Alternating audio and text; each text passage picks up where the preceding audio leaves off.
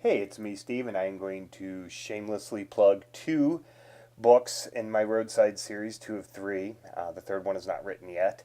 But this map here is a general map of the area that encompasses all two existing books and the third one that is in progress.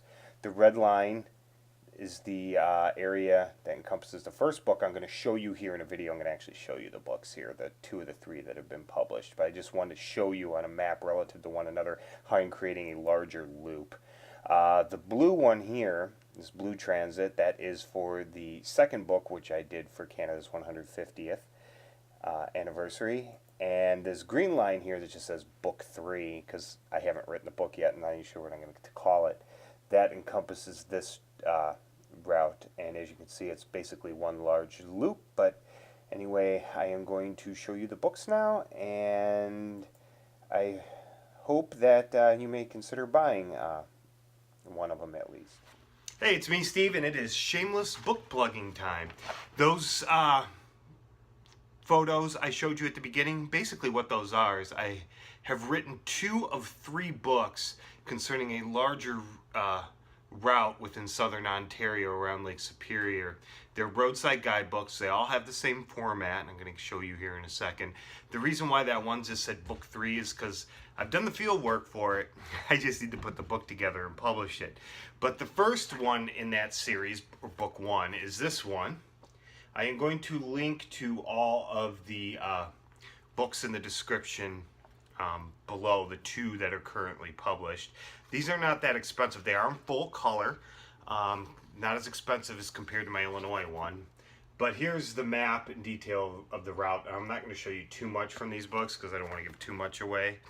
And here's the Huronian supergroup at the time, or understanding of it. There's that strat column right there. This book, I forget how many stops are in here. I think it's in around the order of 24 or so. But that book came out in 2015. The second one I did this year for Canada's 150th anniversary, and that is this one. I kind of changed the cover a little bit. That's it. It'll be linked below. Alright. This one is that book 2 that you saw, and it basically is about, I think it's about close to 24 in this one as well. This big blue body is Lake Superior. It's the east side of it. But there's just a quick thing of the stops. My books all follow the same format. What I do is I put a map like you just saw and shows you the stop numbers. You go into it and there'll be a table of contents, and there'll be the stop number and the title of the outcrop. These are all outcrops. And per page, what happens is when you open the book up like this, each stop is on the left and right side of the page, and that's it. All right, so you don't have to fumble, flip pages, go back and forth for the same stop. I don't intermingle stops. I may mention a stop in a different one, but I won't sit there and add pictures in the previous one or anything like that. And my books are all in GPS coordinates. And the reason why I did that is because traditionally guidebooks, especially roadside guidebooks, there's just a quick geo map of the area from that one.